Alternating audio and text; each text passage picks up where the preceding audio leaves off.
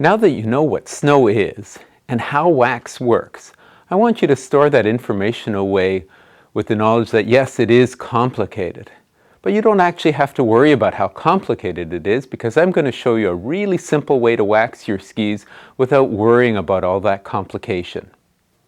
We're going to start with our least sticky wax, and we're going to apply it to the main wax pocket that we've marked on the bottoms of our skis from 30 centimeters in front of our toe to where our heel is on the bottoms of our skis. We mark the front and we mark the tail of the wax pocket. And we simply crayon the wax right on top of the base in between those two lines. Just simply coloring in the coloring book, as I call it. And we smooth that into the ski.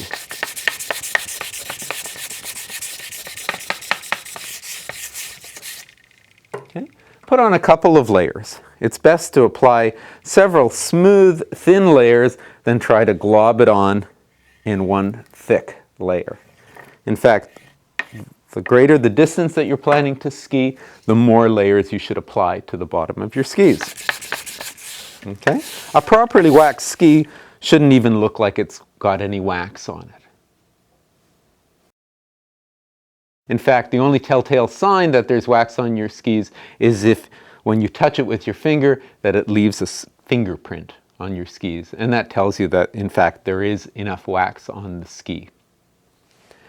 Go out and test that.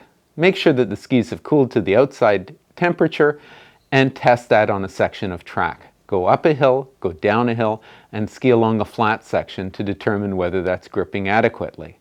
If they're not gripping adequately, simply wipe the snow and ice particles off the bottom of the skis, making sure that they're nice and dry, and then extend the wax pocket a little bit forward of your main wax mark. And crayon that on.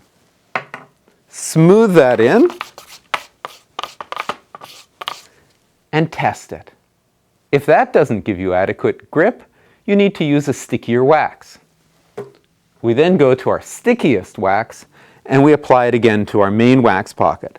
Pull over to the side of the trail, wipe the ice particles off the bottom of your skis, make sure they're dry, and crayon on this wax right on top of the other wax in your main wax pocket. Okay. And smooth that into the ski. Test that.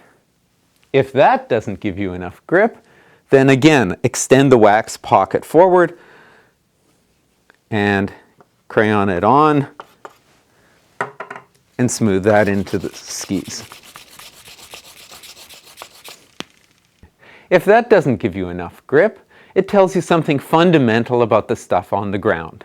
That stuff that looks like snow, that smells like snow, and tastes like snow is in fact not snow. And what I mean by that is that in order for it truly to be snow, it has to have that crystalline structure. And as a result of changes, the snow has lost that crystalline structure. Remember, it's that crystalline structure that allows snow to function with grip wax. And if the stickiest grip wax is not giving you grip, it tells you that the stuff on the ground is in fact not crystalline snow. If it's not crystalline snow and we still want to ski, there is one last thing that we can do, and that is to use Klister. Now with Klister, because it's such a sticky substance, we want to make sure that we minimize as much as possible the surface area of our grip zone. And we can do that by marking what we would call a Klister pocket. Typically, a Klister pocket is just simply a couple of inches shorter than your main wax pocket. But depending how skilled a skier you are, you can get away with a very, very small pocket if your technique is very strong, or you might need a longer Klister pocket if you're not such a strong classic skier. Okay, so let's put our Klister on, shake it up. This can be done indoors or outdoors. Unlike the Klister in the tubes, this stuff doesn't have to be warmed up in order to get it onto the ski. And by just simply pressing it on like that,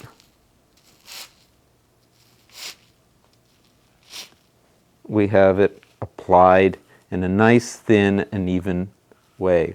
The little sponge applicator or bingo dabber surface can be used to smooth the Klister into the ski. Take the skis outside if the temperature is below freezing and set them on a rack and allow the Klister to cool down to the air temperature and freeze. When it's properly frozen, when you touch it, it shouldn't come off in your fingers. It should just leave a fingerprint. Once the skis have been cooled, it's time to test the Klister. Klister can be very aggressive in the way that it grips.